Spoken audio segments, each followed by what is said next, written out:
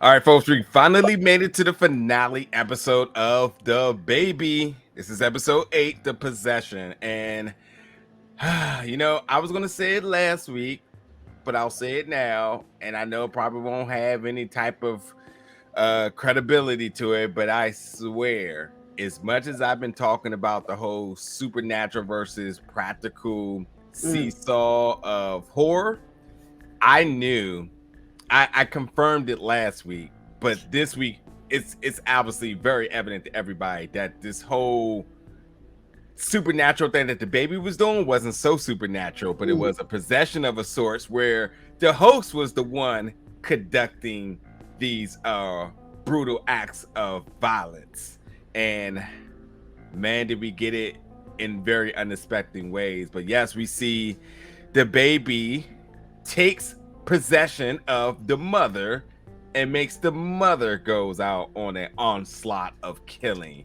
The nurse got it, dad almost got it, Bobby almost got it, Mrs. Eves almost got it. So a lot of the commentary in terms of what was behind the baby's intent, what was the motivation behind the baby's killing? It was solely that this baby was like, listen, I'm yours, you're mine, that's it. The world don't exist around it.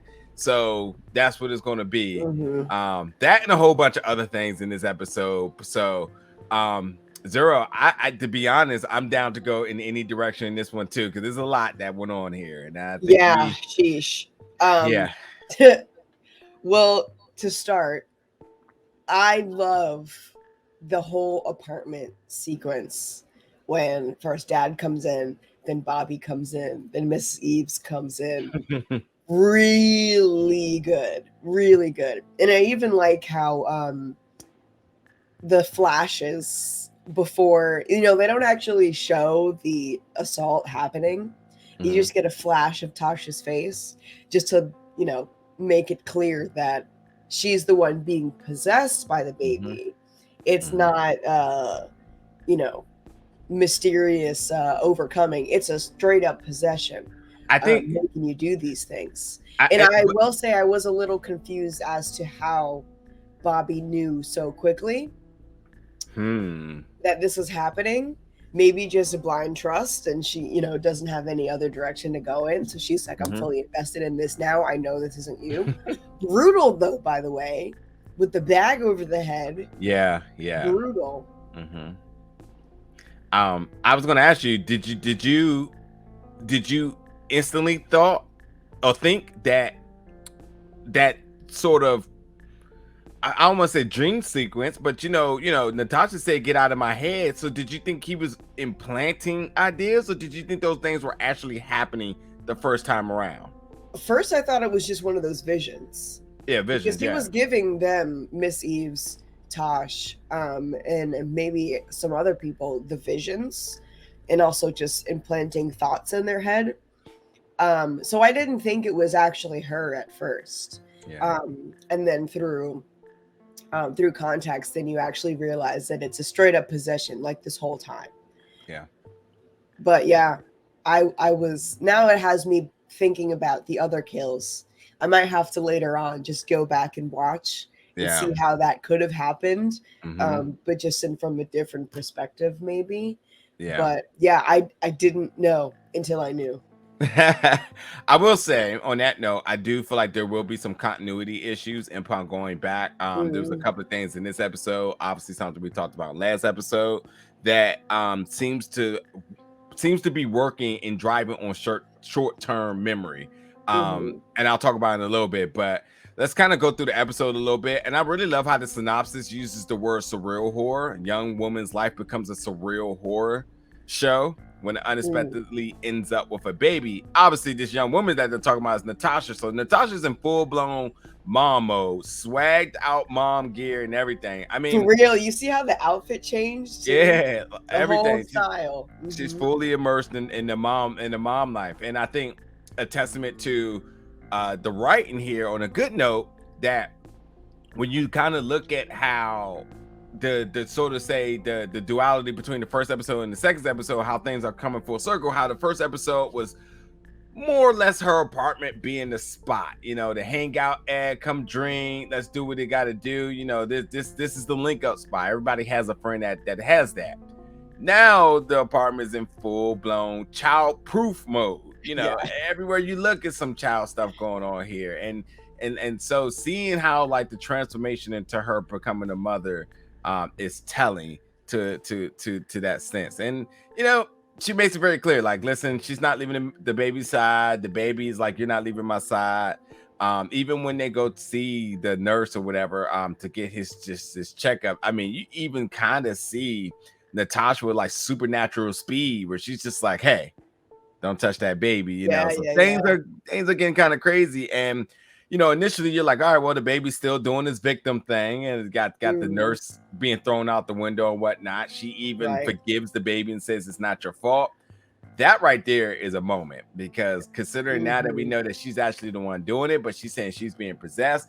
I told you, the accountability thing in this series is something sick at this point now.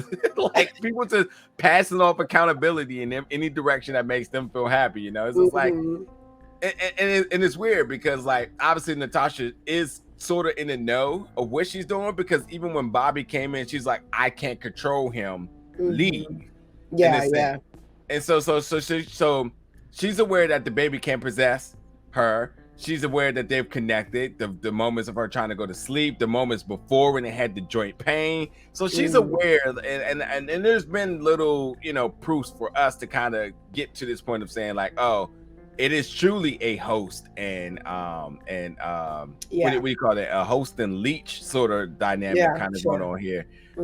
So accountability, strange thing here. But I wanted to throw it to you in terms of Bobby and the Bobby and Sam thing. They kind of just was going their own way, and Sam is giving her possessions. This is like a real breakup in a way.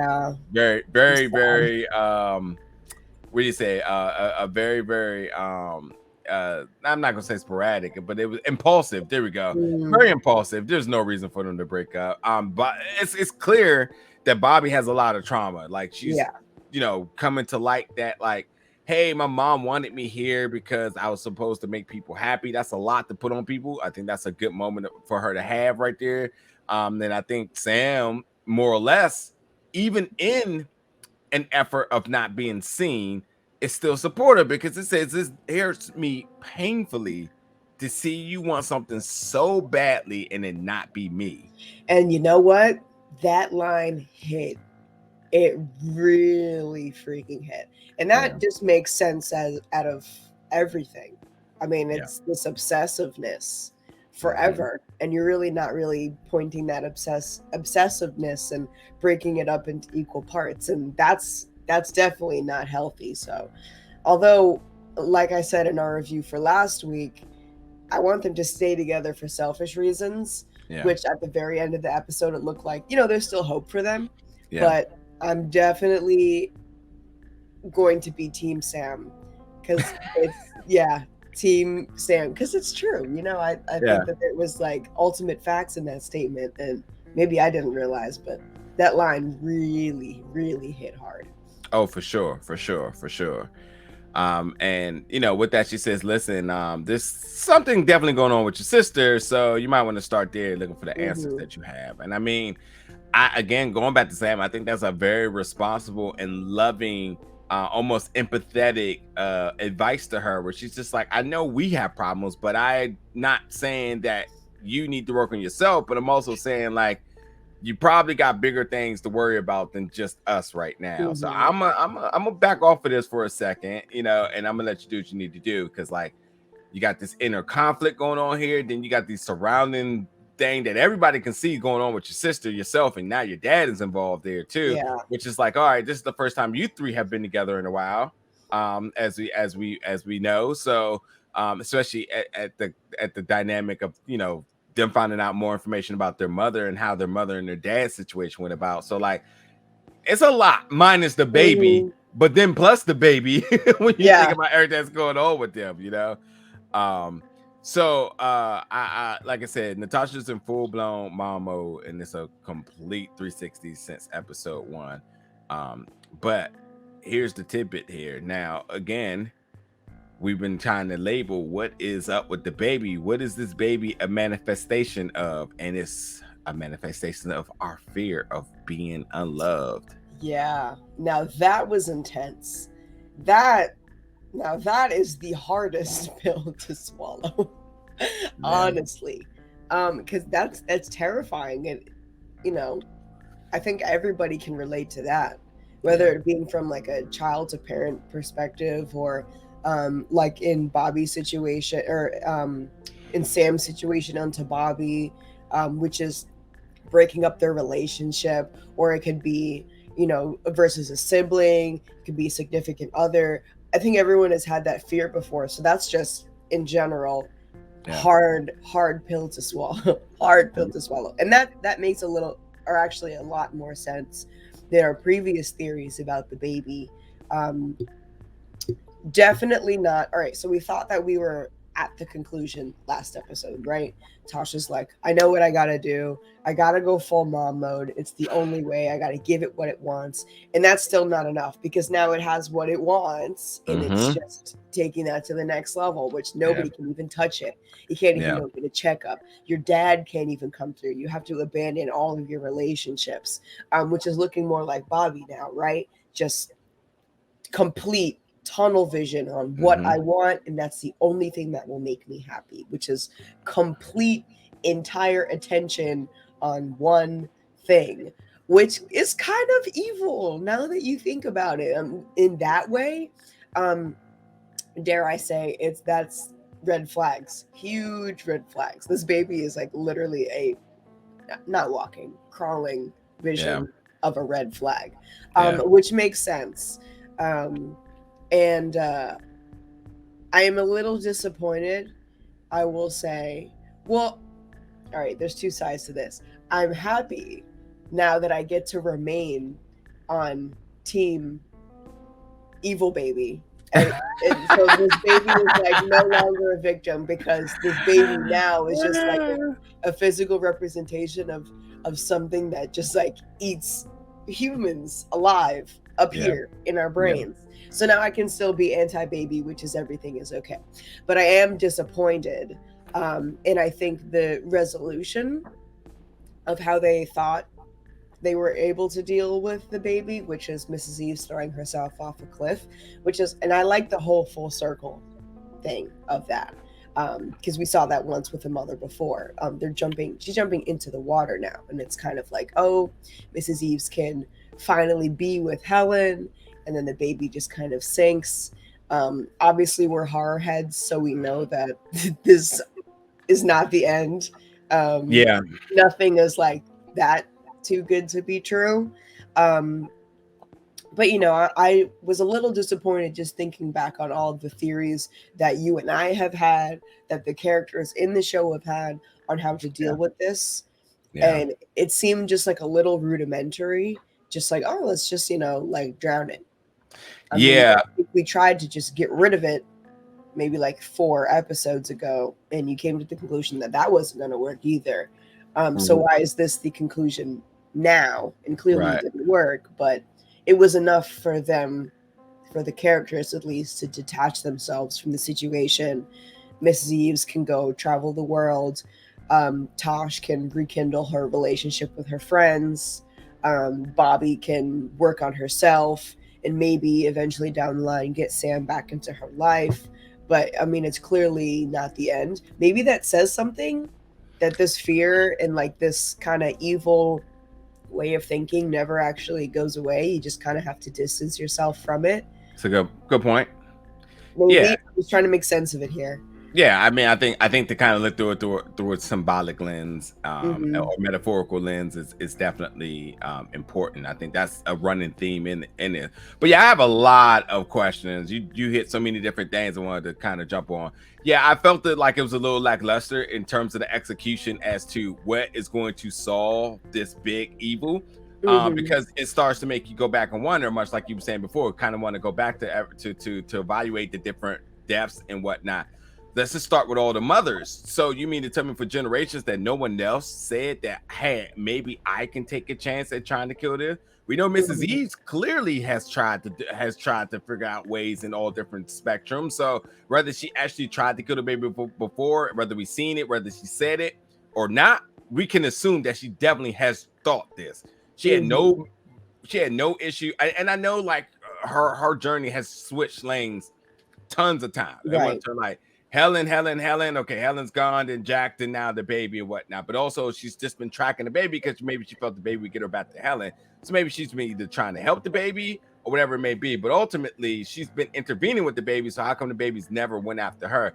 If she's been Yeah. intervening with the baby, how come the mothers of these babies also hasn't warned her to stay away? Because that's sort of been the thing as well too. That if the baby has a possession, then I'm just yours. You know what I mean? So it's a lot of different things that's kind of like going on about that. But like for me, if Mrs. If Natasha was like, okay, she's gotten to her breaking point, which brings us back to the first episode, where was it Helen? That was no, because Helen ran out of the cabinet. So that was another mother that we with the see. yellow rain jacket. Right. So we seen that victim. I can't think of her name, but we did the one that worked at the shop or whatnot. We seen her get to her breaking point and she ran off the cliff. The thing about this is that the continuity between this, she ran off the cliff, she fell on the dirt. Yeah. Unless it was like a different cliff, but it looked exactly the same. Definitely looked exactly the same. So Natasha, but it's not, because as we see in a little bit later, but so Natasha gets there, she kind of makes peace with the baby, and she just doesn't try to commit suicide. She's just kind of like, all right, I guess this is what it is. I got to my breaking point, but she couldn't ultimately do it. Bobby gets there. Then Mrs. Eves, who has already taken a stab, gets there. So I just want to say bye to the baby, whatever she tried to say. Yeah. And then she goes off the cliff. She goes off the cliff into the water. The difference between this is because Mrs. Eve doesn't die in doing this. She tried to commit suicide, but she doesn't instantly die because she's supposed to hit the ground, but because the ground is definitely below her there, because we know that because the baby definitely crawls out of the water back into the sand. But that's no here nor there. So like physics isn't physicking right now. Like, there's no physics going on here. The physics isn't physicsing. Yeah, it's some Fast and Furious going on here. But like, so we see that Mrs. Eves has this what Shape of Water moment where she's down there and she's just like, oh, Helen, we're together. It's beautiful. Yeah. I love underwater shots. The baby is definitely going down bottom, bikini bottom, and Natasha jumps down and saves Mrs. Eve. So, I feel like there's something sort of metaphorical with that as well too, because Mrs. Eves made peace with what she wanted to do, and she got back to the thing she's been searching for the entire time. Right. And she was going to make do with that, but Natasha sort of saved her and helped reset her life. Like, whether we can say that Mrs. Eves, who we know is queer, did she find a new partner that she's journeying the world with now? I think anytime you talk about hiking and exploring the world, you start to think about, a sense of just like self-relief or even love or discovery, all sorts of different things where like these are like sort of resetting moments of life, so like, did she give Mrs. Eve a second chance to live? Somebody who's been completely obsessed for generations now has a second moment to live. And then Natasha herself is full-blown mom mode. She is a different person now. She's an auntie. She's embracing this, and she's back with her day ones, and she's not like a tyrant of like, hey, let's drink. She's at the park in mom mode while the other moms are in pain and horny. She's there like, I'm just here because I'm happy to be here with my friends and her niece and whatnot. So it's beautiful transformation to see her kind of, get on board with that. But like, I feel like there's like a lot of different like bits of commentary upon some of these transformations or very moments of like I said, dualities between the first episode and now. Like it's just so much has changed. And I also think the moment where she has with her dad in an apartment and they console one another, I thought that was a very beautiful moment as well too. The dad trying to assist, but yet trying to understand that, and obviously, she has a different perspective about her dad. So that was a big moment because she found out the truth about everything and whatnot. So it's a another small beautiful moment between her dad and her from last episode and this episode of just taking healthy steps forward. Yeah. So a lot to unpack emotionally. Mhm. Yeah. So for you, I just kind of wanted to know, like, what was your I guess your overall I'll say assumption, because that's not the Mhm. right word used for it, assessment of just seeing where Natasha started to where she's become, and then the baby now, the baby who we Mhm. see crawls back on the sand because in no way, in a very lackluster effort of this is all it took to kill the baby Yeah. by drowning it, because of course nobody else decided to try that again. Mm. As easy it is to drown a baby. As a matter of fact, as that being one of the leading deaths for kids is drowning. Mm. So, but yeah, your overall thoughts. Well, I actually, now that we're at the end, I actually kind of like how we're forced to look at this entire thing from a more realistic standpoint, Yeah. as opposed to just like the baby's got ghosts, like we can really just take ourselves out of it if we just apply supernatural knowledge to it.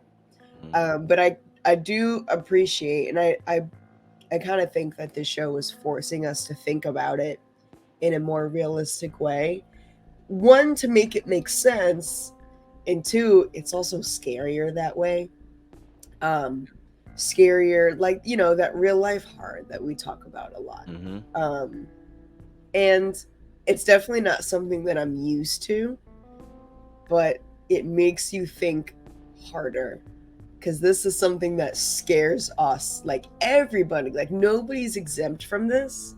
And I mean, for the millionth time, hard freaking pill to swallow, very scary pill to swallow. And I'm not used to thinking about things this way. I'm used to thinking about things just because the type of crap that I watch. I'm used to watching out of this world stuff, and then I have to apply real world logic to it to kind of peel back the underlying meaning. And then this way, it's kind of like, no, no, no, this is all the meaning. You have to apply your real world knowledge. There's no metaphor. It's like you're, well, I guess maybe it is a metaphor, but it's like one less layer of metaphor. You don't really have to peel anything back. It's like the themes are the bad guys here. Just looks like a baby. And that's how you have to think about it. And in that way, like, there's no supernatural logic that, like, this is the answer. Maybe there is no answer. That baby or that theme that looks like a baby is just going to come crawling out of the water, and you kind of have to grow around it, I guess. And that's the only way it really makes sense.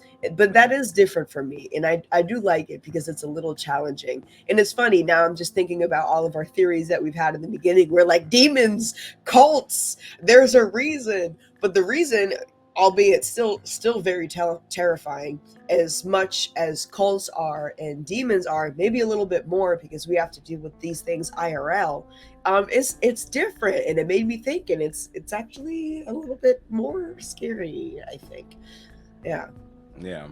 I should mention too, when they got near that cliff, that definitely heard like strange voices within the wind. So I'm just gonna go as far as saying that I think the water is possessed, and y'all can make what y'all want with that. Like there's something with this No water. more theories. There's We something are with the water. done. So, but no, I do love your beautiful assessment of it, and I think that like that's what this film is sort of giving us, sort of a reprogramming of how we see things, and also it kind of correlates a lot of just commentary that we hear in terms of parenting and so on. Because yeah, I'd be the first to say that from the folks I know who are our parents and whatnot, I've heard sort of I try to say suggested statements made about being a parent and babies and whatnot. Right now, I know it's a horrific time in America in terms of being a parent and whatnot. but more, should I say, more in a calm state of things, or sort of say almost a normalized state. Shit, I can't even say that because things are starting to feel really normalized about that stuff as well too. But I will say that, like, I've heard parents talk about, being a parent means this, like, oh, it's terrible, or it's hard, or like, oh, this some of the worst, da da da da da. And those are very, they're negative words, especially somebody's not a parent. You kind of look at it like, I don't know if I would use those type of words, but it seems to be almost an acceptable thing because it's like, oh yeah, when you're a parent, like, yeah, these Right. things are terrible. It's this and that and whatnot. And there's obviously, positive words attached to this, but like when you start to equate those negative adjectives all together, it manifests into what we see in this demonic baby that you Right. all have said that this is what it is. And I can say you all because me or Zero have kids, and that's how we can perceive things to be. But I mean, like, even in the sense of like saying, oh, they're monsters, like, oh yeah, Yeah. You hear that a lot, like little kids are monsters.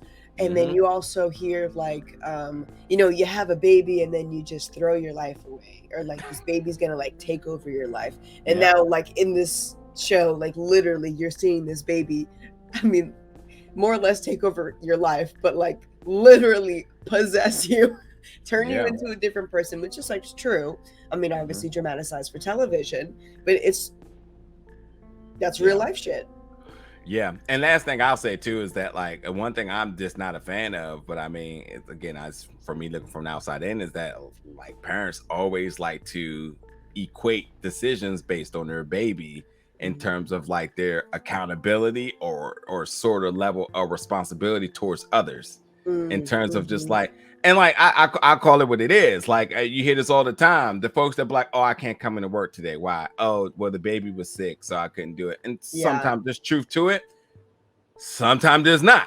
Right. And I know folks that do use this as a sense of saying, like, this is like my escape card. I can blame it on a Mm-hmm. baby in terms of how I'm acting. Why did I bring this up? Because Natasha killing folks and saying, I forgive you, the baby. Mm-hmm. Yeah. Yeah. No, Yeah. Yeah. ma'am, you did that, not the Right. baby. You know what I The mean? baby is not behind you with the gun to your head saying, do this. And we can start to question, well, how supernatural is these things, or is this your Mm-hmm. whole mindset of what it means to be a mother? Right. This is You you thinking that you're protecting people. Yeah, this is this is what it deemed to be a parent, where you're like, no one can touch my baby, must Mhm. protect my baby from Literally. all threats. I will Like, toss you out the window before you well, touch my baby. yeah, like for real. So like, Mhm. those type of things. And again, like wherever you think, and whatever you find, what we're saying, or whatever you want to believe or whatnot, I think the overall theme of the show is to create the commentary about the really realism of being a parent, you know, Mhm. and each and every episode, it seems like you're learning more and more of a lesson above that. But like, I like, again, I would for sure say that, like, in my experience, that folks, like to add commentary about their kids and passing blame to them or using them as some form of an Mhm. excuse. Yeah. And well, you all have created this thing right here, the baby of Helen and Jack, the super demon spawn baby who has drowned but has came back out of the water ready to wreak havoc. Now looking for, it'd be interesting if they do a season 2 of this, which I think this is a mini series or limited Mhm. series, so maybe not, but it would be interesting if they transform this into him looking for a daddy. I have to sit on this for a while, but I'm not sure yet if I would have wanted more closure from Jack. Oh yes, and that's why I would like to see a dad version of this, because I feel like they're Mhm. trying to provide a scope from a feminine standpoint. Mhm. And that's why we tried to leave all of the males out of it. We didn't see these women needing to pretty much have a crutch of a man to be there in order to be a parent. So I Mhm. thought that was a I love that approach in doing it. But I think in terms of like how they're drawing, which seems to be a supernatural horror show, to a realism, sort of a practical surreal way of horror. I would love to see that from a male standpoint, Mm-hmm. and that could be interesting for another season to go forward. But yeah, Mm-hmm. I think they tried to keep, the males out of this as much as they can. But Yeah. you're 1,000% right. I would love to Mm-hmm. know, Jack. I would know when you wanted to know that she died. What did that look like? Right. Did you have any Mm-hmm. visions? Like, did anybody else come looking for you? Like, where at some point did you just say, all right, well, that's it, and Mm-hmm. and what does that mean? And like, let's not get it twisted. Jack is definitely partially responsible for what happened with Helen, but he also was very much in love of that baby, and he wanted to provide as much as he could. So when you consider that, how does that change sort of the psychology of the baby who just wanted to be loved, or and accepted? And which seems to be the big thing with the baby is, like I said, it's the whole imagery that this baby is the fear of being unloved. But your dad loved you. You just Right. didn't know. You just didn't know, Mm-hmm. So anything else you want to add to our finale here of the baby? I really like this show. I can't wait to give it a rewatch. I think I'm gonna Yeah. let this one marinate for maybe like a month, and then I Y- would love to come back to it. Super Yeah. easy. I've been recommending it to literally anyone that I can, Yeah. especially because we're all, it's a weird time in this country to be a mother, to be an expecting mother. Hmm. Also, people around my age, I look on Facebook and like everyone is having babies. And I Yeah. don't want to scare you, but like maybe you should watch this show. Maybe not during your pregnancy, but like you're thinking about it. Maybe, Yeah. maybe. I don't know. I mean, it's scary. It's the scariness hits really hard because it's surreal. Yeah. But it's also funny. The editing is just hilarious, makes it somewhat of an easier pill to swallow. I don't want to say it's an easy pill to swallow, Hmm. Hmm. but I loved it. I thought it was a great ride, and I also thought it was just great. You and I speculating on this show based on how we watch movies before this whole kind of surreal thing Yeah. rocked our world, and coming at this show from our very out of earth perspective of how we view things, and taking it apart that way has been really interesting. But Yeah. any horror fan I would recommend this to. Yeah. Yeah, I definitely. had a good time with this. It's always a pleasure co-hosting this with yourself. This was fun. Really good writing. Huge shout out to the predominantly female cast. I believe there's Yeah. only like two males casted in this. Jack, both old Jack and young Jack and whatnot. Hmm. All the way, everybody from the people in front and behind the cameras, all females. So definitely and diverse as well too. Yeah. The display of the queer representation of the show. And ethnicities as well. Yep, I loved it up and down. So this was fun, and I always lobby for more Brit television. I think they do Yeah. fantastic job in bringing a different style and aesthetic to America. That our even with our array of knowledge of different titles in horror, you're still able to bring something new. And the Brit just always Hmm. stirring it up, out here shaking it up a little bit. And this is just another example of it. So again, I know it's a limited series with only having 8 episodes, but man, I wouldn't be mad if we was able to get the season 2 to Me some neither. extent. Yeah. But it's a short binge, a total of about 8 episodes. This brings you close to 4 hours, so you can get through it. And Easy. yeah, Easy. yeah, and I can imagine, like you said, going back watching it in one sit, how much more crazy it probably is going to be. So Probably a great deal. yeah, yeah. Anyway, let's get out of here. Obviously you need to plug your podcast so people can keep up with you in your talks and your tidbits Yeah, weekly. Team Blurdy Massacre. We Hmm. come out with new episodes every other Blurdy Tuesday with mini massacres in between. All Boom. right, there you go. This Shameless plug. you can click in the link below, in the description below. There'll be a link for you to keep up with Zero and her team. But yeah, folks, y'all jump in the comments. Y'all let us know your thoughts about this series, especially the folks who have watched it in one sitting. I am very curious about your perception of this, your theories and whatnot. And would y'all like to see a season 2? I think that should be something that should be lobbied here. Mhm. You know, sometimes in with Brit shows, sometimes they only get a season 1, but you know, sometimes they Mhm. get a little bit extra steam once they get to America. I've also seen it the reverse way too, where something has only gotten a season 1 here and then gotten a season 2 overseas. So you just never know. You just Never gotta know.